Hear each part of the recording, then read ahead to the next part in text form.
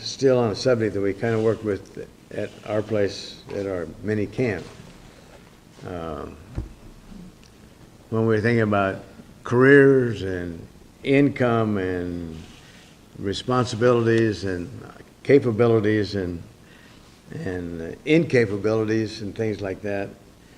And we live in a culture that, in my opinion at least, we look at a lot of what burdens down our government. It's because we are increasingly living in what I will put in quotes, an entitled society. An entitled society.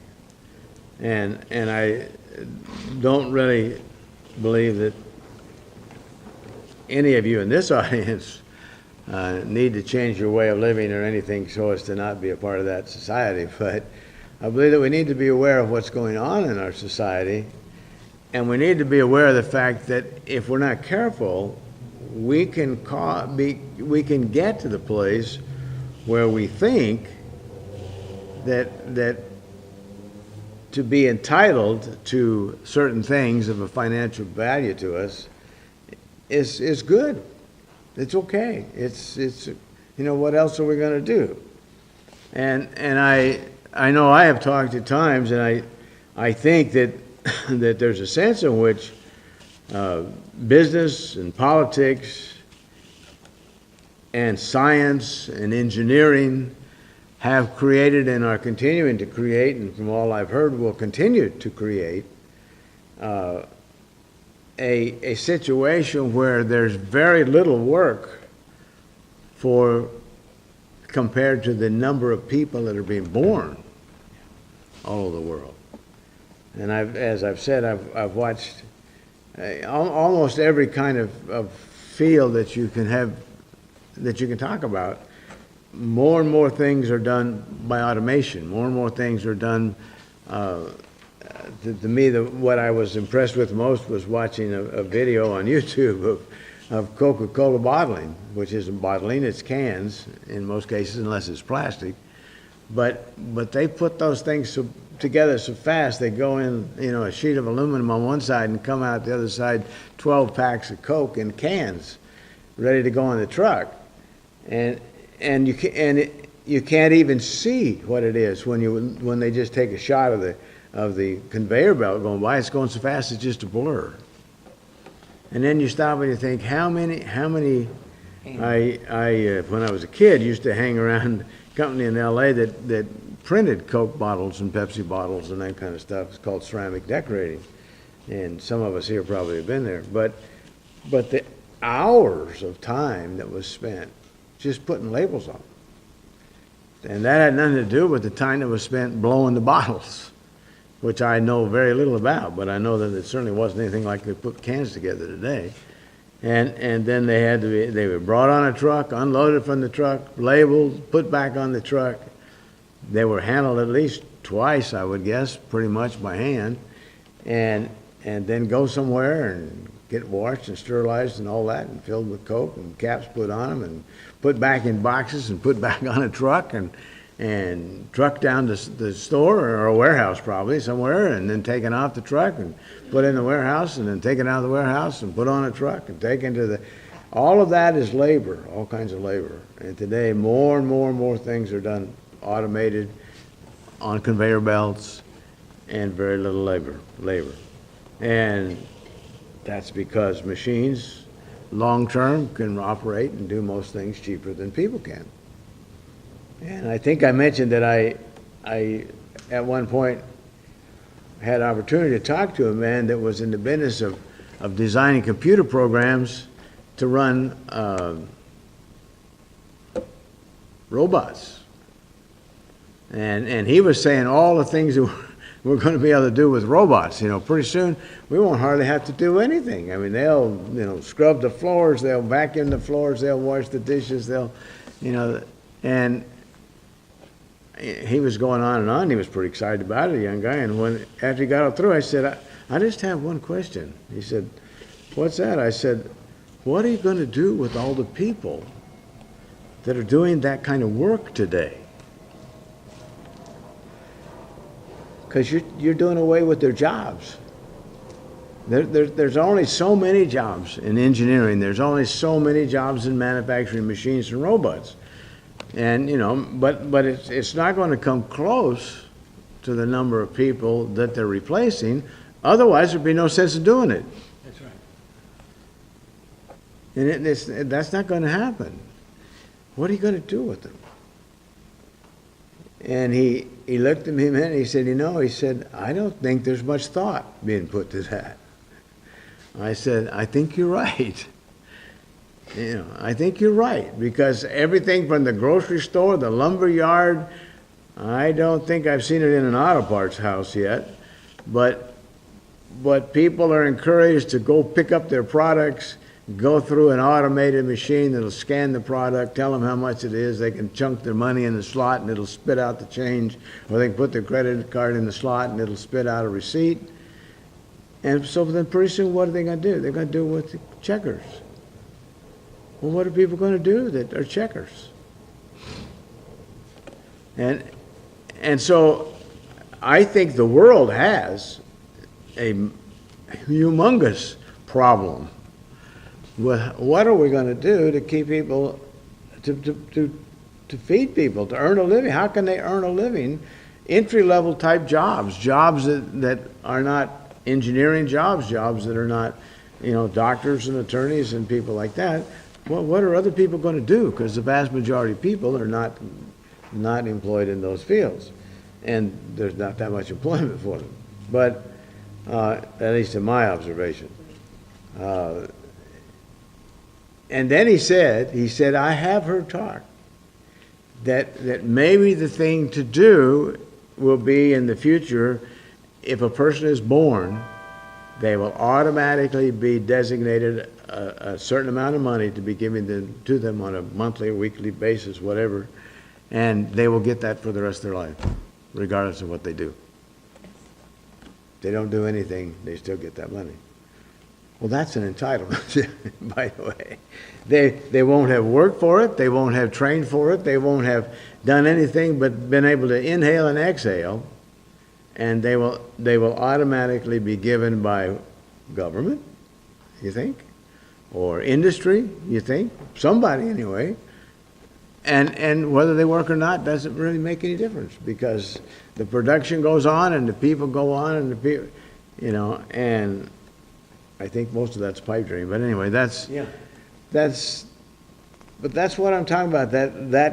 But think about the concept. And then I said to the young man, I said, but most everybody recognizes that unless people have what they consider to be meaningful work to do, they're not very happy. And he said, yeah, you're right. And I said, if they have nothing to do, they generally get in trouble. He said, yeah, you're right. So I said, I don't know whether what you're doing is really in the best interest of everything or not. And I don't really think that it is. But so when I talk about an entitled society, it's a society where increasingly, percentage-wise, people feel like they should be taken care of. You look up entitled in the dictionary or you Google it, which is what I did. I'm lazy. It's easier. Believing oneself to be inherently deserving of privileges or special treatment. For some reason, because I'm me, I am entitled or deserving of privileges or special treatment. That's entitled. As an adjective. Entitlement, as a noun, the fact of having the right to something. Quote, the full entitlement to fees and maintenance should be offered. In other words, I guess people doing a certain job or working for a certain company or maybe living in a certain country, I don't know, but they would be fully entitled to fees and maintenance. It should be something they're offered. And then another example, the amount to which a person has a right, an annual leave entitlement. In other words, a vacation, we call it maybe, or an annual leave, whatever. Another definition, the belief that one is inherently deserving of privileges or special treatment. And then it gives as a sentence the use of the term, no wonder your kids have a sense of entitlement. Okay, so in other words, the writer of the sentence is stating to somebody else, the way you're treating your children causes them to have a sense of entitlement. That they deserve something. Something should be given to them just because they are who they are, I guess. And then synonyms for entitlement are a right to something, a prerogative to something, a claim on something. Those are all synonyms for the word entitlement. Well, I think, I try to think back on my own life, which I'm not, everybody thinks theirs was normal, and probably none of ours was normal, but anyway. What we're taught in school, what I began life, the concepts that I had in life when I began, I really didn't expect anybody to give me anything. I didn't expect that. Particularly once and whenever I left home. My father had a little bit different method maybe than some people. He insisted that I work for him at the shop where he worked, which meant primarily washing dirty windows. But anyway, and I got paid the amazing sum of 40 cents an hour. Think what I'd have done with $15 minimum wage if I could have got it at that time. You know what I could have got? I could have got nothing. That's right. Because nobody would have paid me $15 an hour to wash fly specks off of windows in Artesia, California at that time. But I did, I worked, and my dad said, now, when I got my check, he said, now you go cash the check and give the money to your mother, and she'll put it in the bank for you. And anything you need, I'll take care of it. So I don't know whether you call that an entitlement or not, but it was his way of maybe teaching a couple of lessons. One, if I was going to get along, I was going to work. Two, if I was going to wash fly specks out for windows, I better get them all gone, all of the fly specks. And three, and you need to save your money, because one of these days you're going to want to buy something that's significant, and then you'll need some money. And so when I graduated from high school, by that time I'd learned some things about seat cover and auto top business, so I bought a sewing machine and opened an auto seat cover shop. But so I don't think that's an entitlement. I didn't, but I was taught in school, not that this is necessarily and what I think we have to do is get back and say, okay, what do we find in the scriptures? Because whatever the form of government is, whatever the rules that we have in the government, and there's all kinds. Ours is considered a republic, democratic republic, and what we were always told was that the basic fundamental aspect of our government was that everybody that was born was entitled to some things. They were entitled to life, they were entitled to liberty, and they were entitled to the opportunity to pursue, or as it's generally said, the pursuit of happiness. They weren't entitled to 3 meals a day. I never heard anybody suggest that. They weren't entitled to an education. I never heard anybody suggest that.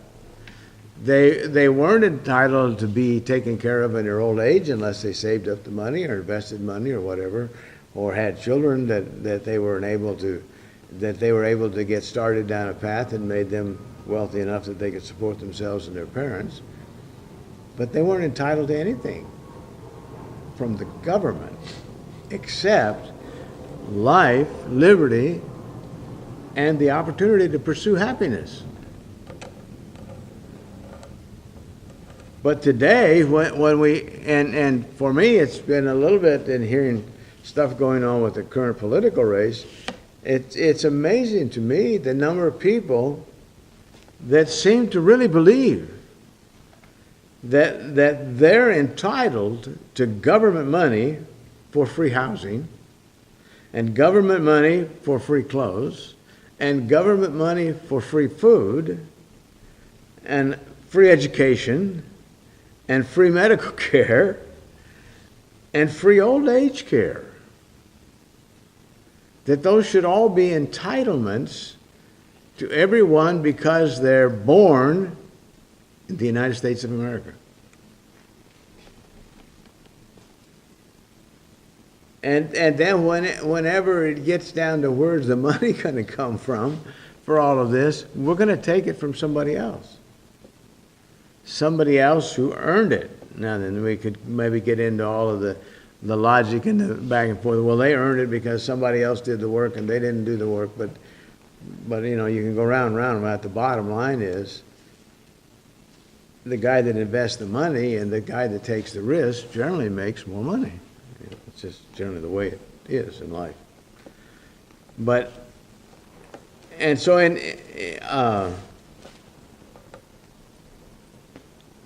it's interesting, in 2 Thessalonians chapter 3 and verse 10, there's the expression that if one won't work, neither shall he eat.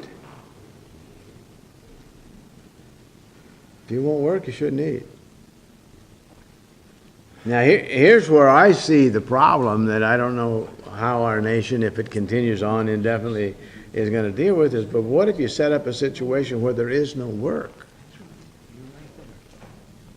Then what do you do? But we're not there yet. We haven't got there yet. Getting close. But if a person won't work, neither should he eat. Yet on the other hand, I think it's really important to realize that the Bible makes it clear that God wants the poor taken care of. Turn to Deuteronomy chapter 15. Let's start way back.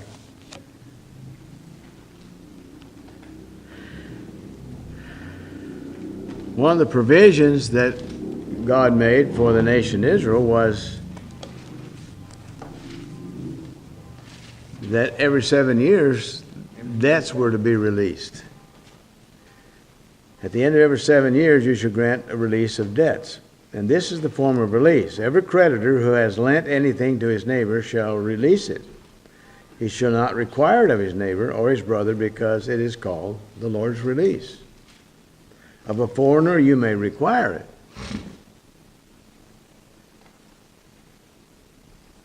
But of a Jewish citizen, that's different. Of a foreigner you may require it, but you shall give up your claim to what is owed by your brother.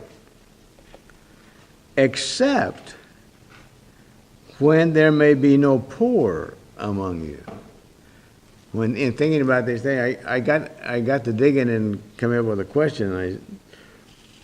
Before I came up with the answer, but I got to thinking, you know, it's interesting how much provision God has made for protecting the poor, the orphans, the widows. How many things are stated as being for their benefit, and yet He promised them that if they served Him and obeyed Him, they wouldn't be poor.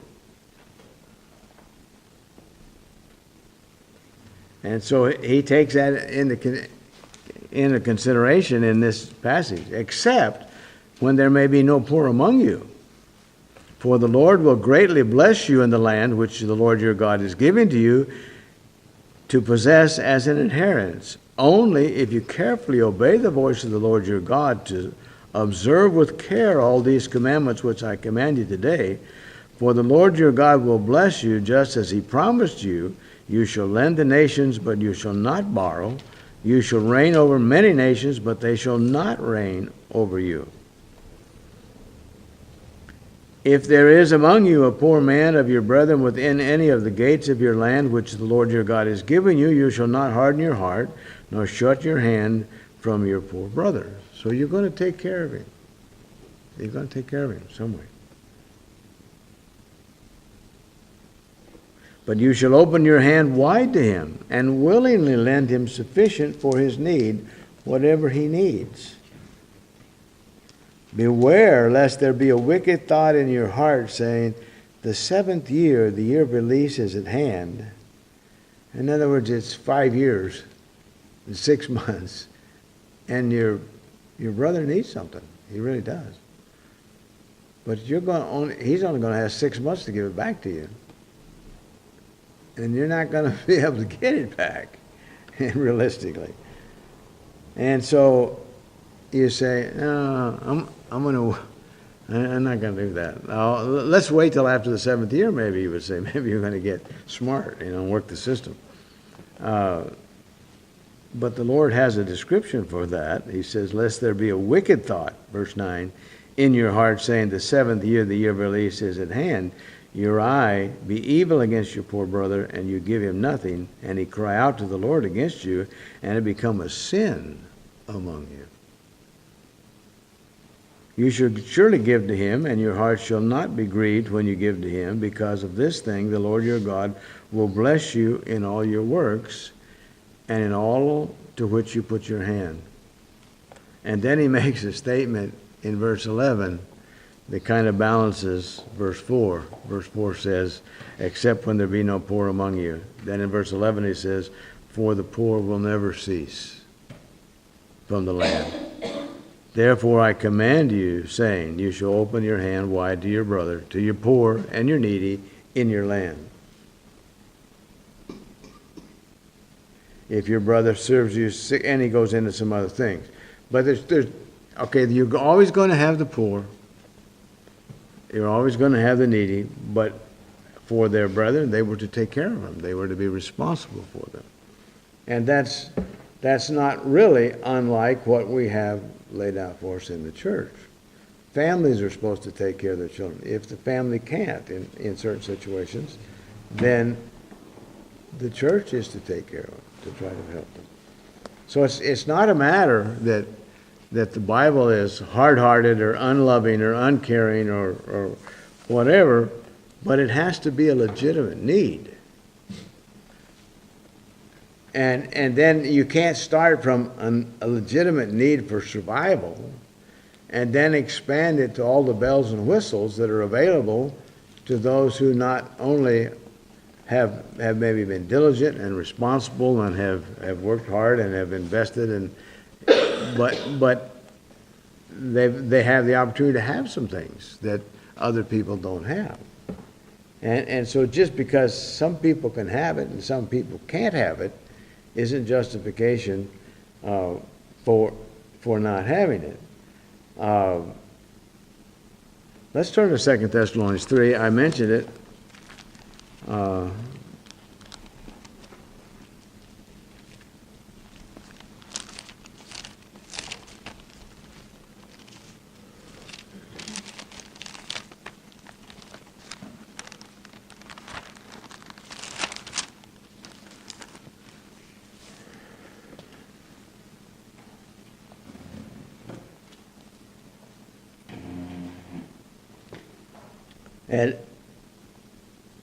And this kind of lays out the way God views a person that won't work. In other words, it's like we face it in our city, and I've talked about it many times because I think about it often.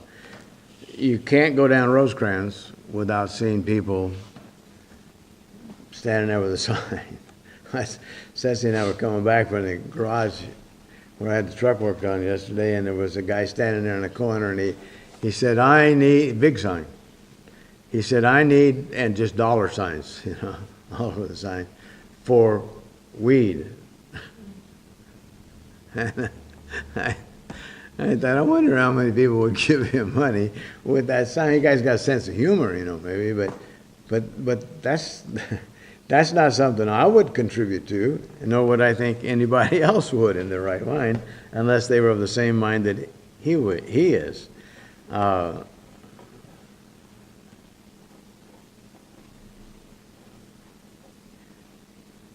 Let's look at verse 7. You yourselves know, 3:7. You yourselves know how you ought to follow us, for we were not disorderly among you, nor did we eat anyone's bread free of charge, but worked with labor and toil night and day, that we might not be a burden to you. So the Apostle Paul, writing to the church at Thessalonica, said, we worked with our hands. Now, then, in reality, in other places, he pointed out that the labor is worthy of his hire and the service that he rendered. He, in that sense, to be right before the Lord, he didn't have to work. But there obviously was a situation here And he wanted to make a point. And in fact, he covers that in the next verse. Not because we do not have authority, but to make ourselves an example of how you should follow us. For even when we were with you, we commanded you this, if anyone will not work, neither shall he eat. But that's really hard-hearted. No, it's really not. It's really not. It keeps people who are diligent, who are responsible, who do work. It keeps them from having to maybe take money that they would use to buy food for their own families in some cases and have to share it with somebody else because the somebody else has no justification for not working. No adequate justification. For we hear that there are some who walk among you in a disorderly manner. In other words, what he's going to describe, God considers a disorderly manner. Not working at all, but busybodies. And when you look at, and again, I'm not against people who have a legitimate need, taking advantage of whatever ways that the government has provided funds to help them get by. Because they get those funds from us. You know? They get those funds from those of us who work. And they tax us to get those funds. They don't ask us whether we want to contribute them or not. So I don't have a problem with that. But what I have a problem with is when there's not a legitimate need other than the person A either didn't prepare themselves educationally, I don't know whether attitudinally is a good word or not, but that their attitude toward work is such that they don't want to work. They don't. You know, how many people want a job? So many people want a position. You know, they don't want to start at the bottom somewhere and work their way up. They want to start at the top in management, and if they can't find a position in management, then they're not going to work. Well, that's too bad, you know. If you could go to McDonald's where it says help wanted and you could get a job and work for whatever the minimum wage is, and have some money to spend so that you could get something to eat, maybe you could skim a little food out of what gets thrown away that's still good in a place like that. But if you consider that you're entitled to something better than that, who do they think I am? You think if somebody brought a hamburger back because it had pickles on it and they didn't want pickles, that I would eat it? Yeah, I do. As a matter of fact, I would eat it even if I had money that I could buy one just like it. I'd save the money. But we hear there's some that walk among you in a disorderly manner, not working at all, but they're busybodies. Now those who are such, we command and exhort through our Lord Jesus Christ that they work in quietness and eat their own bread. But as for you, brethren, do not grow weary in doing good. Okay, so while the God that, even with Israel and all the way through, said, okay, those who have a need, the poor, they need to be taken care of. In Matthew 26:11, actually the Lord Jesus said it 3 times in the gospel accounts, for you have the poor with you always. Because they were complaining because they anointed his head with oil that could have been sold and the money given to the poor. And he said, you'll always have the poor. You're never going to win the war. Wasn't it Lyndon Baines Johnson that had the war on poverty? And we got as much or more poverty today than we ever had when he was in office. Because you're never going to win that war. It's never going to be won. The poor you have with me always. And so in the law, God made it clear, you take care of them. In Leviticus, There's two places in Leviticus. Let's turn to Malachi chapter 3. I'll get there, but I want to remind us, or just reference three places. In Leviticus chapter 19, we have this statement: when you reap the harvest of your land. Well, reap is when you gather if it's wheat, whatever it might be. When you reap the harvest, bring in the crop, the fruit from the land, wheat, grain, barley, whatever it might be. You shall not wholly reap the corners of your fields. In other words, if this room were the field, well, you go down the sides, but then you cut across the corner. You don't reap the corners out. You leave it unharvested. Nor shall you gather the gleanings of your harvest. The gleanings are after you've gone through the field and taken harvest out, then stuff gets dropped, it falls, people miss things. You could send another crew back through and they could glean it and probably get more than enough out of it than what it would cost to have them do it, and the cost of the labor. And God said, don't send anybody back in. You go through it one time, get what you get. When you get to the corners, you miss the corners, leave them there. And then he moves on to the vineyard in verse 10. And you shall not glean your vineyard. So when you go through and pick the grapes that are ripe, well, almost always there's some grapes that are not ripe. And that would be true of most any fruit. It doesn't generally all come ripe all at the same time. And he said, no, you can't go back and glean it. Nor shall you gather every grape, even if it's all ripe. Don't get it all. Leave some. You shall leave them. Okay, that's the corners. That's the gleaning from the harvest. That's the gleanings from the vineyard. And that's the grapes that you leave behind. You leave them for the poor and the stranger. I am the Lord your God.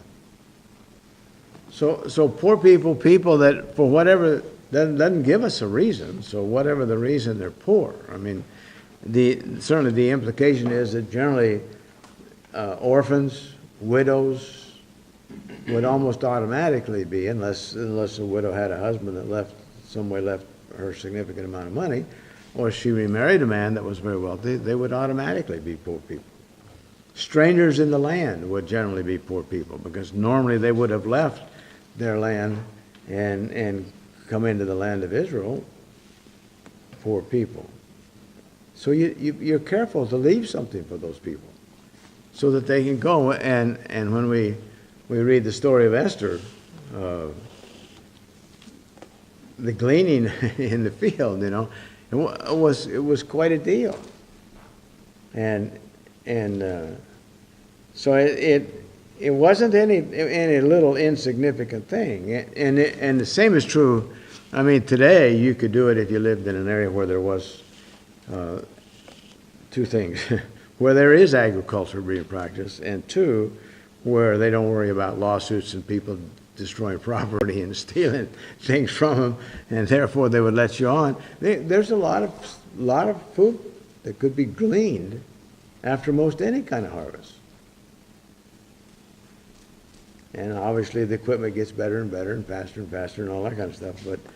But then there's not, most people wouldn't do that today. Most people think they're entitled, if they can't get a job, to some form of unemployment or some form of food stamps or some form of extended care that would prevent them from having to work. And if you said, well, you can go out and potatoes is something that I've had a little experience with gleaning behind. If you want to go out and glean in the potato fields, you can have all you get. All you can get, and you can sell it. You can eat it. You can do whatever you want to do with it. Or we'll give you some stipend of money. Most everybody says, well, we'll take the money. We'll take the money. Well, but if that wasn't the choice, then they'd go glean in the field. In other words, if they were hungry or anticipated they were going to be hungry, I mean really hungry, they would go glean in the field. They'd take their kids and go glean in the field. In Leviticus 23:22, again another passage, when you reap the harvest of your land, you shall not wholly reap the corners of your field when you reap, nor shall you gather any gleaning from your harvest. You shall leave them for the poor and for the strangers. I am the Lord your God. Malachi, I said.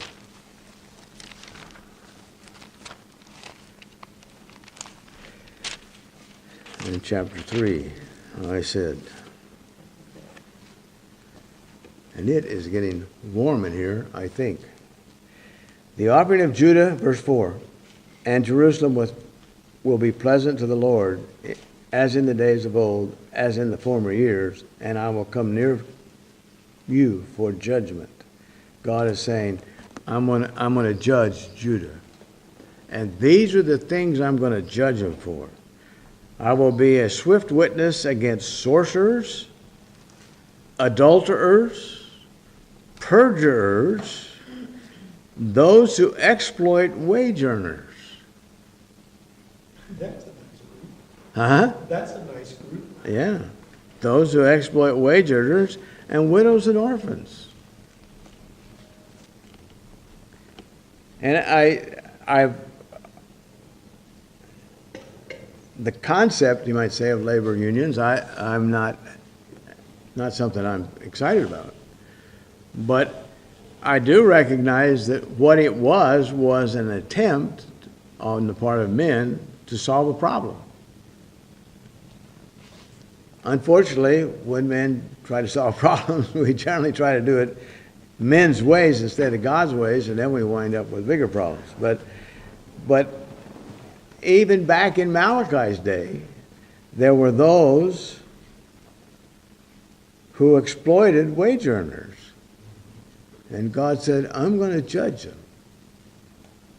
And he still says that today. If there are those that exploit wage earners, he's going to judge them. You have a master in heaven too, he tells those who have wage earners. Those who exploit wage earners and widows, and exploit orphans. I'm going to judge them. And those who turn away the alien. And here's the reason, because in doing those things, they do not fear me. In other words, that's evidence that they don't fear God, says the Lord of hosts. That's evidence. So I don't care what I say, I'm not even hinting that God doesn't want the legitimately poor, the legitimately widows, orphans, people that have been displaced from their country or something, that he doesn't want them cared for, treated fairly. The Bible doesn't teach that. It teaches the opposite. But on the other hand, it doesn't teach that everybody that would put their hand out is entitled to having their hand filled. Because there are people that could work if they would work at whatever work is available for them to do. I mean, right now there's all kinds of conversation about building a wall between the United States and Mexico. And I think the intent is fine. But then the argument comes back, well, there's many Mexican laborers that come into the country, thousands of them, maybe millions of them are here now. I don't know. I don't think anybody knows really. But, and if we didn't have them, we couldn't get the work done. Oh, okay, well, let them go.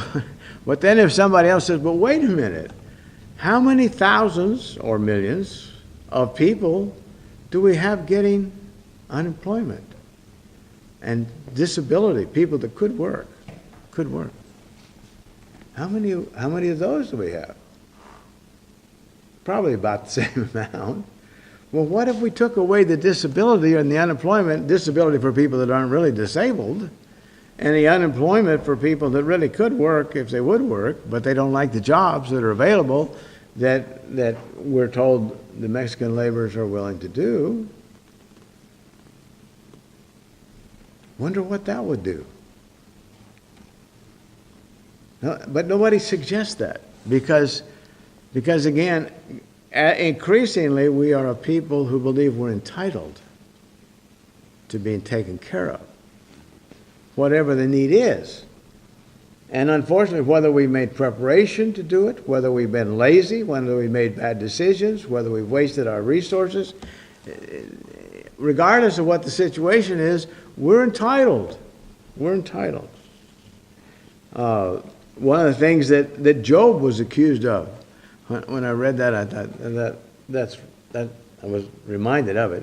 In Job 22, was that in verse 9, you sent, and if you go back and read that 9th chapter, one right after the other, after the other, after the other, accusation against Job of the same type.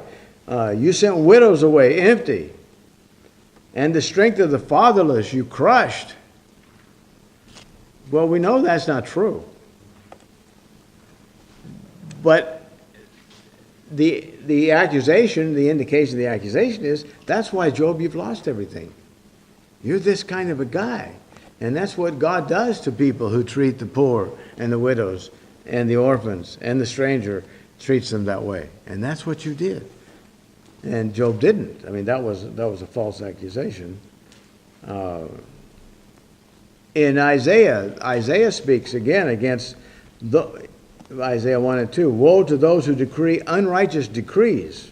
So these are people that make laws.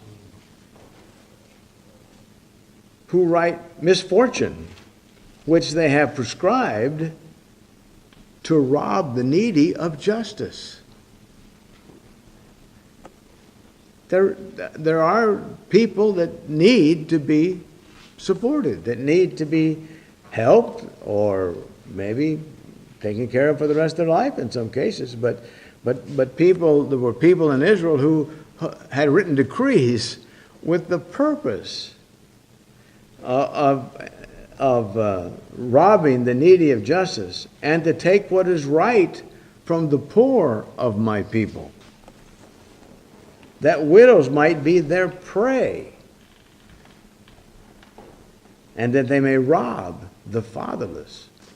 Okay, believe me, the last people to do that kind of thing, that's one of the things that I think is really terrible, is that there's a high percentage of laws, regulations, and things that really are not beneficial to the poor, the needy, and the fatherless at all.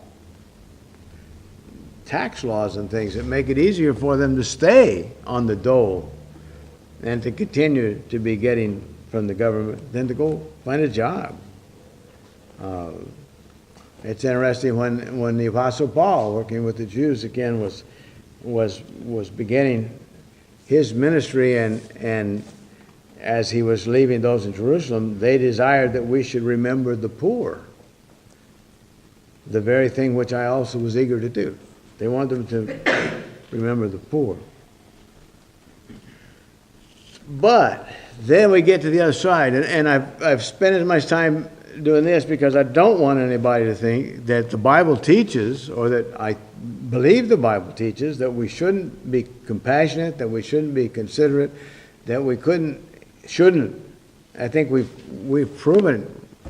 I could give you check stubs to show you that we've proven it, that where there are those that are in need for whatever the reason, that we do want to try to be of help to them where we can, as a testimony for Jesus Christ. But then the other side of the coin is the Bible makes it very clear that everybody that has a need shouldn't be supplied to them. Look at Titus 5 for just a minute.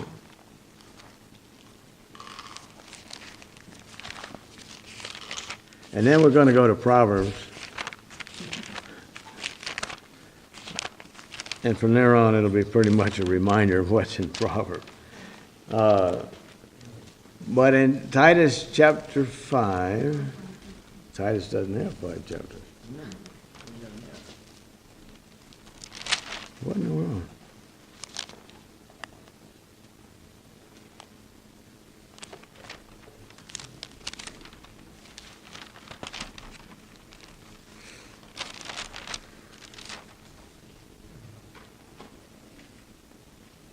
How about 1 Timothy?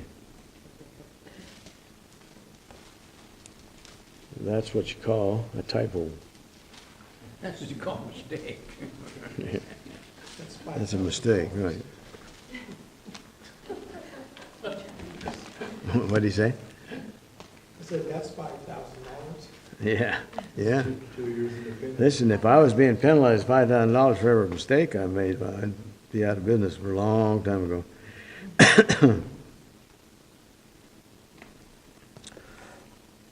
Let's start in about,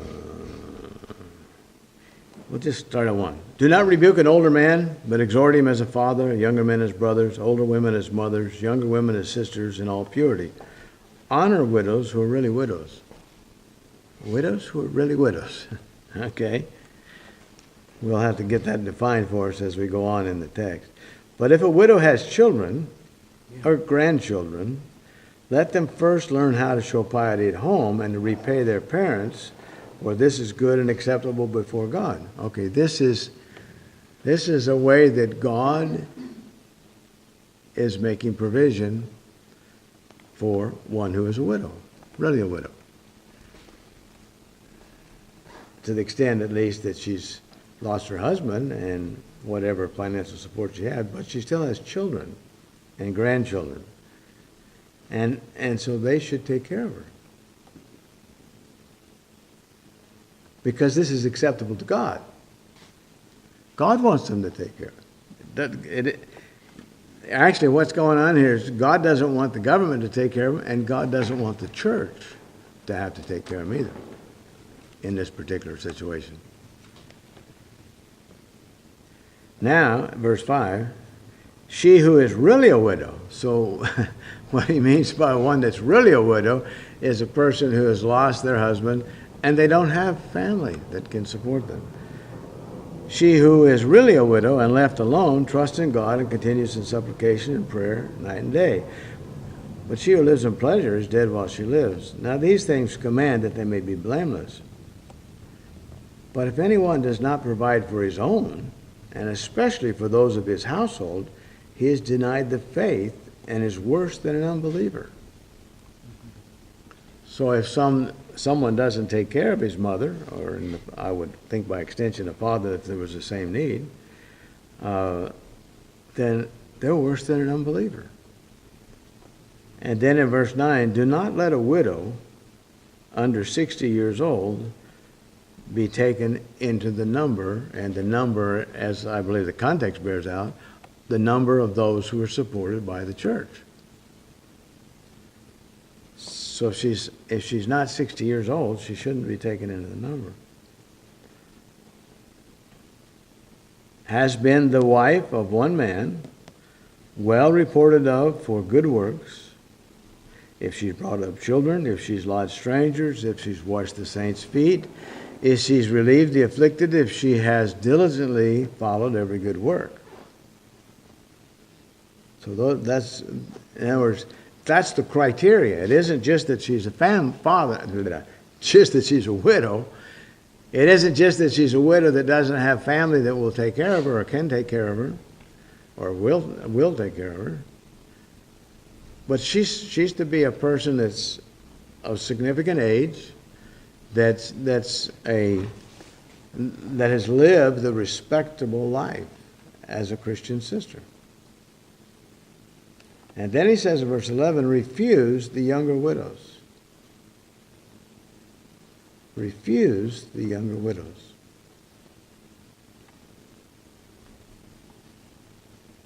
Well, that's kind of hard.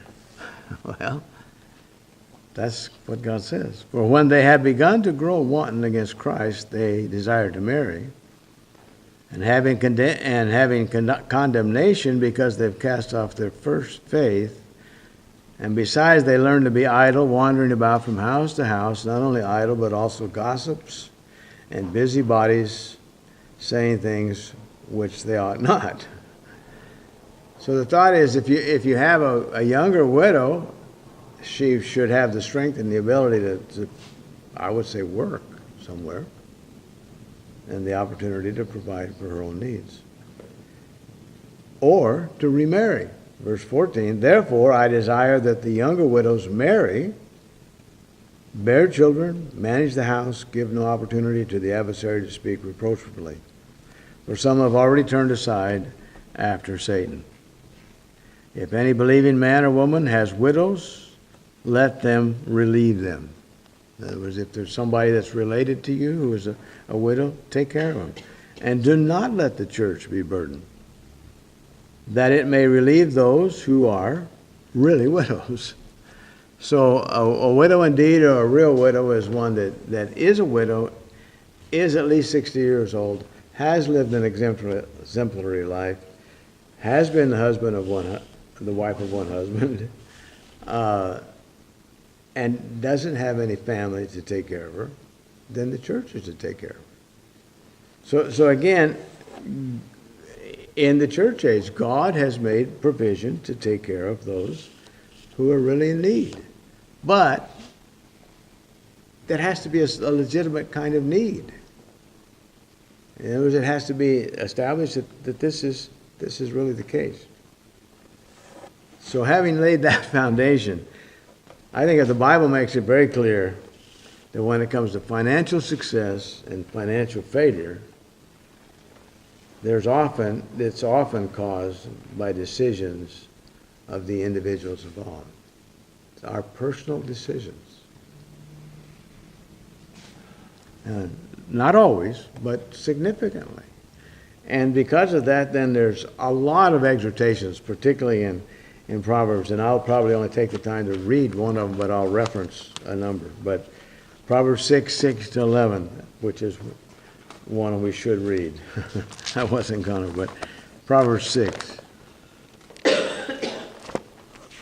And to me, of course, I'm not raising children anymore, but I know how I was raised, and I know how I raised my own children. I believe that children, particularly young men, but should early on be trained to think about, okay, I am someday going to have to provide for myself.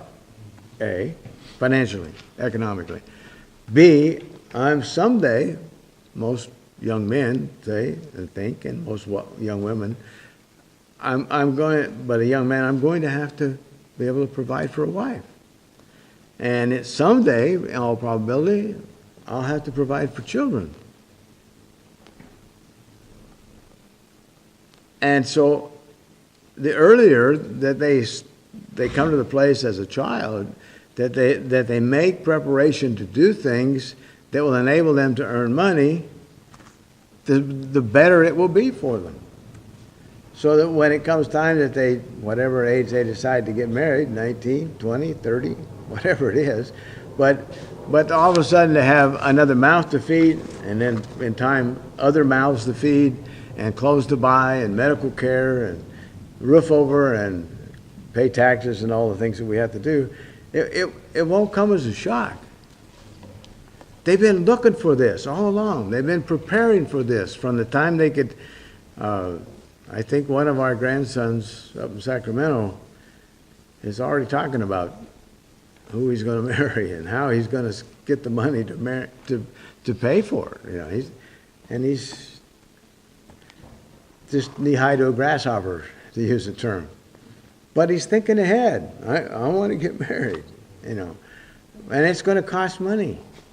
And it is interesting that he has told his Mimi that when she gets old, he's going to take care of her. I don't think he's probably ever read this account that we went over in 1 Timothy, but he's already thinking along those terms. And the many proverbs that we'll reference, and there's a lot more than what we'll reference, but in verse 6 of chapter 6, go to the ant, you sluggard. Okay, a sluggard is a person that doesn't want to apply himself, that doesn't want to do what he needs to do in a given situation to be successful. Go to the ant, you sluggard. Consider her ways and be wise, which have no captain, overseer, or ruler, She provides her supplies in the summer and gathers her food in the harvest. So she's out there working. She's getting things done. She's saving, in this case, food stuff that she can eat in the wintertime. In our culture, we don't think about it that way too much. We think about money, dollars and cents, and it's interesting to watch children. Some children, I don't know what it is, must be something genetic, but some children, it seems like they get a little money, and we have a grandson that has a personal banker. And he went down and met her, and he opened an account, and he put money in there. And when he gets money, he goes down and sees her again, and he puts it in the account. And I don't know. He just seemed to take to that like duck to water, We have another one that I don't think he's quite into it that far. He may tend to spend it, I mean, it's not the same approach to life. And I don't think it's because somebody tried to teach one of them one and didn't bother to try to teach the other one. It's an interesting thing to observe, but that is something that parents need to observe for two reasons. One is one can get so focused on the dollars and how many he's got stacked up and how important they are and what it means about his success and him as a person and what he's going to be able to do with himself and his life in the future and all that, and that can be too much. On the other hand, the other one's got to learn that, it's fine to be generous and kind and share your money with other people and things like that, but you're going to need to save some, because you're going to want to do some things that's going to take a bigger chunk of money than what you maybe are going to make every week or whatever it might be. So parents need to be paying attention, but the aunt, she's pulling together what it's going to take her to get through the winter. Verse 9, how long will you slumber, O sluggard? When will you raise from your sleep, a little slumber, a little folding of the hands to sleep, so shall your poverty come on you like a prowler. A person, and when you look at the lives of people, and I think today, when I see things that fit together, the way they fit together, I can't believe it, I mean, we have a time where we're told that we have second, third generations of people on welfare. Mm-hmm. We've got children from those parents. They're sitting around doing really nothing constructive a good part of the time, but playing with their iPhones or their iPads or whatever it is they have, and they can play games and they can look at them and laugh about them. They can talk to their friends and they can joke, but their poverty is still coming. Their poverty shall come on you like a prowler, and your need like an armed man. In other words, it's just coming behind them. It's going to get worse and worse and worse. Pretty soon they're going to be the fourth generation. But see, what nobody seems to be putting together yet in our country is the well of government from which you're getting all of those monies for free without work can dry up. They have dried up repeatedly throughout the history of mankind worldwide. And we may think our government's going to last forever and always going to have plenty of money and always being able to dole it out. But it's not. It's not. And so children early on, Proverbs 18:9 says, he who is slothful in his work is brother to him that is a great destroyer. So in other words, a person that has work that he can do, that he should do, but he won't do it diligently, then he's just like the guy that's a destroyer. Because he's destroying the time and the energies and probably the abilities over time as he gets older and doesn't use his mind and his skills. He's really destroying himself. Proverbs 13:18, poverty and shame will come upon him who disdains correction. But he who regards a rebuke will be honored. How many times, I mean, I've had the opportunity many times to talk to people, generally young people, sometimes older people. When I was younger, sometimes people older than me. But now, I don't get to do that very often. But it's amazing how they don't take into consideration. They have ideas, they have opinions, they have things they've heard at school maybe, philosophies they've heard somebody espouse today, maybe something they read on the internet. And they can talk to somebody that's a grandfather or an uncle or a Christian friend or somebody that's had, 70 years experience in life, 60 years experience, 50 years experience in life, 40 years experience in life. And they say, if you do this, this, and this will be good. If you do this, this, and that, it's going to be bad. No, they got their own ideas. What comes to the person that disdains correction? Poverty. Poverty. Proverbs 14:23. In all labor there's profit. In all labor there's profit. But idle chatter leads to poverty. How many people sit around just foolish talk? I look at Facebook sometimes, and a high percentage of it is just foolishness. Some of it's not, but a high percentage of it is foolishness. Proverbs 20:13, do not love sleep, lest you come to poverty. Open your eyes and you'll be satisfied with bread. Get up, get going, do what you can do, find something to do. Proverbs 21:5, the plans of the diligent lead to plenty,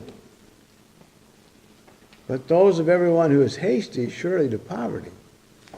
We live in a culture where a lot of people are they're suckers for the get-rich-quick deal, And, it doesn't make any difference how many times people hear somebody say, if it looks too good to be true, it probably is too good to be true. So it's probably not true. But it doesn't, for most people, it just goes, they don't hear it. It's like I copied something from somebody who said that it's interesting that most men that sometimes stumble over the truth, most generally pick themselves up and go on as if nothing happened. Doesn't affect their life. And I will say to anybody that this book of Proverbs should be read and read and reread and reread and reread by those that are young people. I don't know how many times I read it when I was a child. I really don't. And then as I got older and as I began to minister, I keep going back there because they're just it's pretty repetitive and it's pretty much the same themes, and it works. That's right. That's the thing, it works. And it's not what people in our culture are being taught, young people are being taught. For the most part, there's a significant number of people that are expecting the government to solve the problem, and the government to hand out the money, and the government to take it away from people that are wealthy. And nobody stops to remember that people that are wealthy don't have to stick around. They can go somewhere else. He who oppresses the poor increase riches, and he who gives to the rich will surely come to poverty. I've thought about that one a little bit. He who oppresses the poor to increase riches. I can understand that one. I mean, you can cheat them with all kinds of things. You can sell them inferior products. You can charge them for fixing things you don't fix. I've read stories about the Dust Bowl days and the migration of people from the Oklahoma and Arkansas and places like that to California, and people that would buy cars, old cars that had maybe a bad rod in it, and they'd take the rod cap off and wrap a leather belt around it and put the rod cap back up. And then, it'd get the people out of town, but no way would it get them to California. Well, that's one way you can do that. people that, oftentimes, people coming from Mexico with what they call coyotes. A lot of times they're taken advantage of. Sometimes they're never heard from again. But he who oppresses the poor, I can figure that one out, but he who gives to the rich. And I don't know whether that's like in a bribe or to get special treatment or to do something that, to impress. Whatever it is, it don't work. The Bible says it doesn't work. That's Proverbs 22:16. Proverbs 23:21, the drunkard and the glutton will come to poverty, and drowsiness will clothe a man with rags. You know, and sometimes when I see people on the streets, and sometimes there's areas of this town that recently drove several blocks into an area of town, and there's people all day long sleeping in the streets. I don't know whether they're up roaming the streets at night or whether they stay there and sleep the night through too. I don't know. But how are they ever going to make a living that way? And as I've said many times, I don't know why they're doing what they're doing, but I've seen people that obviously have enough gumption and get up and go that they're maybe riding a bicycle and working the dumpsters and the garbage cans and stuff like that, getting the plastic and the aluminum. And I at least applaud the fact that they're hustling. They're trying to do something.